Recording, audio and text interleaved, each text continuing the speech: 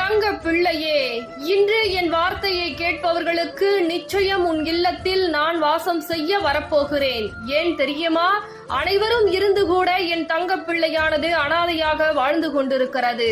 என் தங்க பிள்ளைக்கு ஒருவர் கூட உதவி செய்யாமல் அனைவரும் துரோகம் செய்தவர்களே பலர் அதிகமாக வாழ்க்கையில் இருக்கிறார்கள்.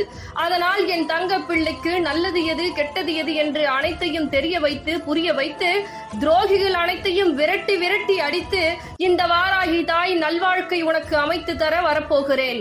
ஒவ்வொரு தருணமும் பல நபரால் நீ கஷ்டப்பட்டிருக்கிறாய், கண்ணீர் சிந்திருக்கிறாய்.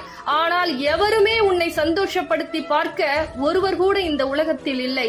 அதனால் தான் என் தங்க பிள்ளையை சந்தோஷப்படுத்தி பல பேர் போற்றும் விதமாக வாழ வைத்து இந்த வாராகி தாய் உன்னுடைய இல்லத்தில் வாசம் செய்து அனைவருக்கும் யார் என்று உணர்த்தி அவர்களுக்கெல்லாம் நிச்சயமாக தண்டனை கொடுத்து அவர்கள்